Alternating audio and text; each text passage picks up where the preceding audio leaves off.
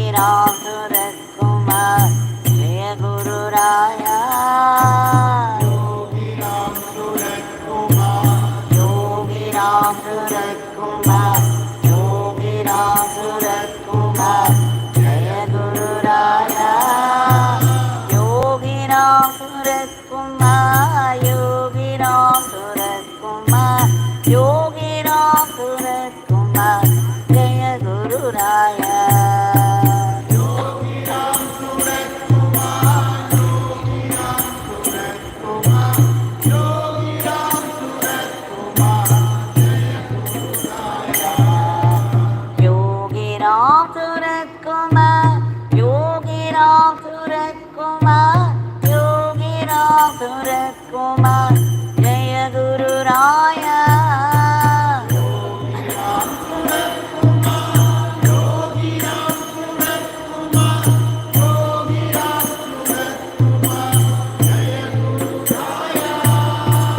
Yogi Ramsuratkumar Yogi Ramsuratkumar Yogi Ramsuratkumar Jaya Guru Raya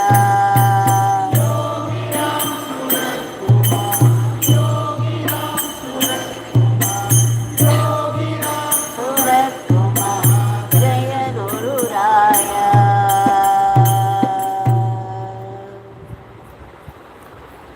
Bhagwan Shri Yogi Ramsuratkumar ki jai Sarvam Yogi Ramsuratkumar Arpanamastu.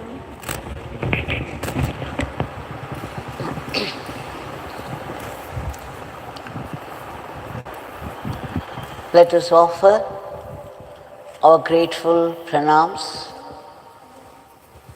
at the lotus feet of Bhagwan with the downpour of Nama lotuses.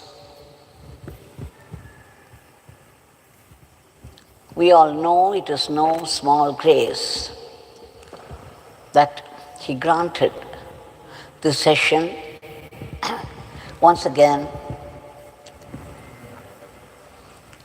filling us with the energy of his Nama.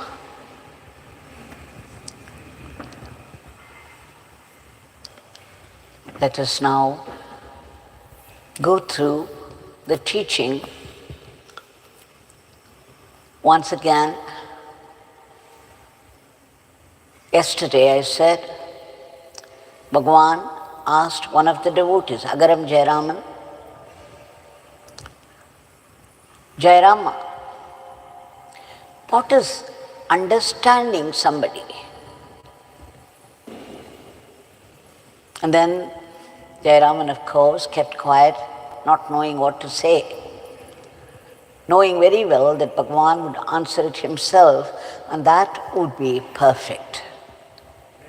And of course, Bhagwan did. He said, Jayarama, understanding somebody is loving somebody. It's only when you truly love somebody, you understand. If you don't love a person truly, you misunderstand sometimes. So where there is no true love, there is misunderstanding as well. So Bhagwan says, if you truly love somebody, you understand them. When you bite your tongue with your teeth, sometimes it happens to everybody. We all know. And what do?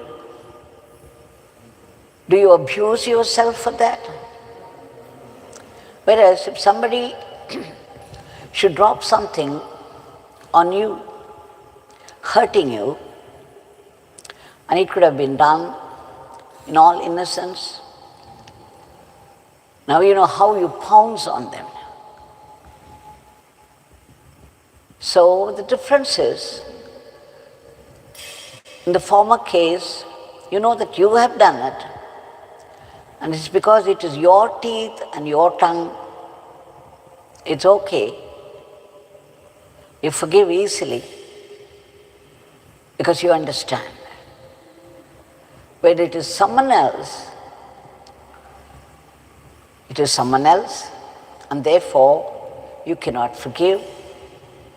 And then you begin to imagine motives behind it. And mostly it's always bad motive.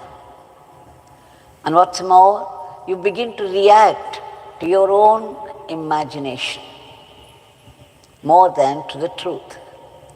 So this is what we saw yesterday. So know that if you truly love somebody, They become yours, like your tongue and your teeth.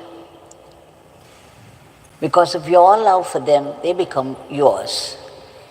And then you love them with their defects. You don't misunderstand and create a rift which would sometimes become a chasm. So let us understand and pray to Bhagwan for true love for people. This true love will make us more and more sattvic. We become less and less suspicious, and we don't attempt to find a bad motive behind even ordinary things. We don't have patience even to stop to find out what it's all about. We simply assume things and we react to our own assumption. Now, to demonstrate this, Bhagwan enacted a small drama, a small leela. What did he do? I have already narrated this once before. One day, when Bhagwan was talking to Agaram Jayaraman, suddenly he found in the corner of the place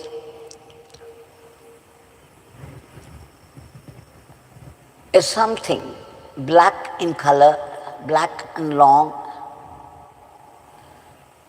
and it was not straight either. There were one or two curves. The way it looked, Bhagwan thought it was a snake.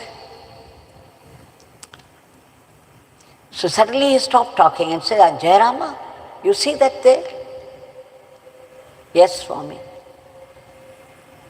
Don't go near. That's a snake, Jayarama. Be careful. But all the same, Jayaraman tried to go near to find out, because he didn't think it was a snake. In any case, he wanted to find out. And Bhagwan, as though frightened, he said, Jayarama, what are you doing? Be careful. Don't go near. It's a snake. And then when Jayaraman went near, he found out it was a long piece of cobweb that had fallen down from the roof. And he laughed and said, Swami, this is only a cobweb, not a snake. Oh, Jayarama, it's a cobweb, Jayarama. Oh, this beggar mistook it. He thought it was a snake. Not only was he afraid himself, he was afraid for you also. You see how he warned you not to go too near? And then he laughed too. And then he said, Jayarama, do you see, Jayarama? When this beggar thought it was a snake, he was all reactions. He was afraid of the snake. He was afraid for you also, and how heavily he was warning you. And the minute you found out it was only a piece of cobweb, you laughed, and now this beggar is also laughing. This beggar is free from fear and reaction. You see, Jayarama, we must have the right vision in life. We are short of true vision, so we get distorted vision, and in our distorted vision, things look very distorted, and we do not know that it is our own distortion that reflects in things. We are afraid to face our own distortion, and we shift it to the things that we see. You see, Jayarama? And that's when Jayaraman understood that he was enacting a drama to make a point, to drive home a home truth. What a perfect Leela to make this point, because we all do this mistake so often in life, that we have very limited understanding, limited experience of things, and if our mind is not so pure, the first thing that it develops is suspicion. And thereafter, every thought is colored by the suspicion.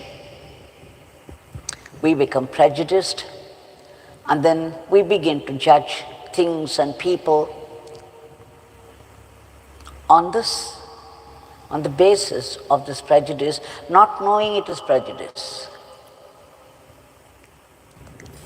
That is why Bhagwan said, the higher the interpretation that you put upon any happening, know that the closer you are to God.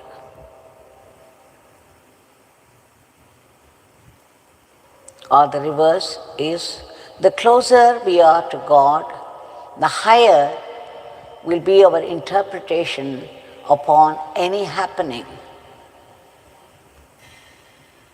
So everything that we see is only a reflection of our own mind. Even if the person has really committed a mistake, and if you could still see, if you could still give only a higher interpretation to that, you can be very, very sure that you are nearer the truth of God. All the great masters look upon the world, look upon the entire humanity in their true vision of God. And to them, everyone is as pure as God. They see everything and everyone as Brahman. And there is only compassion for every being. They laugh off the mistakes of others. So this is what we have to learn from these great masters, that our vision is very short and that we have to develop with practice the true vision of things. And what is this true vision? Love, peace, and joy. That is the true nature of things and people. Unless you develop in your heart this love, this peace, and this joy, everything would look distorted, and we cannot accept anything else as truth. I see many people coming to me and they suffer. And what is more, they try to tell me, no, you don't understand.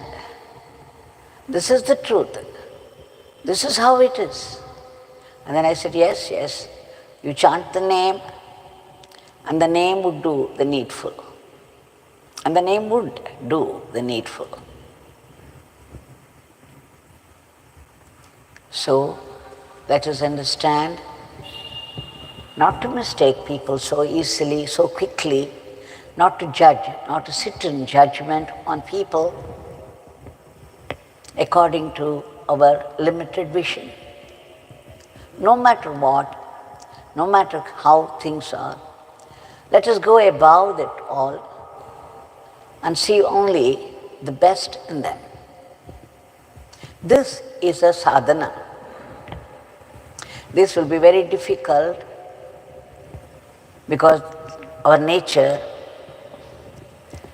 is generally not up to this.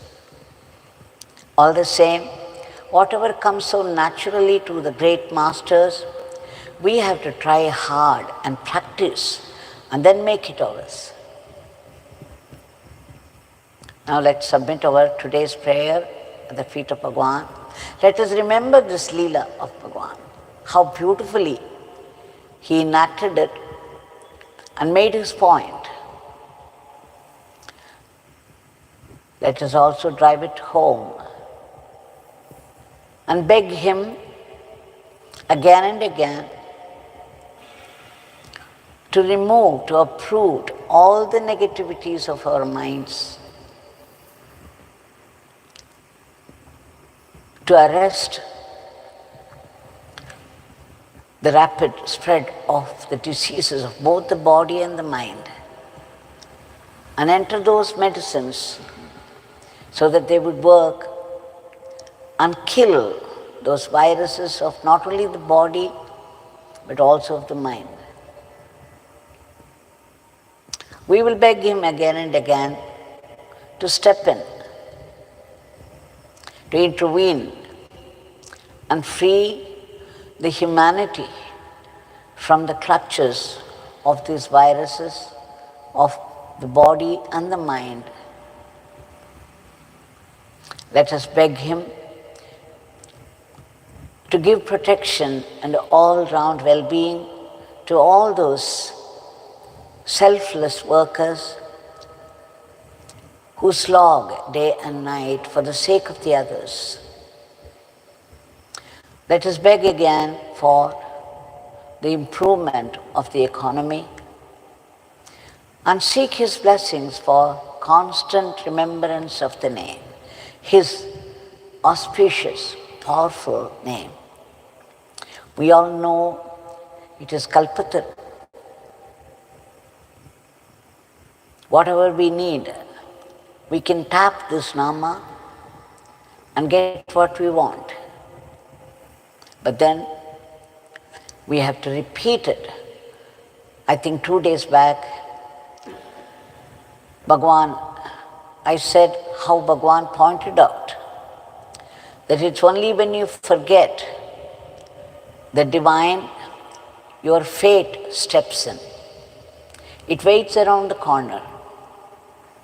And the time you forget God, the time you forget the Nama, your bad karmas of the past would step in and start playing up. So let's beg Bhagwan again and again for constant remembrance of his name. And let's beg him again for the attitude of an instrument in his hands, a good instrument at that, and run our everyday life as an offering to him, and that with gratitude for all the blessings we have already received from him.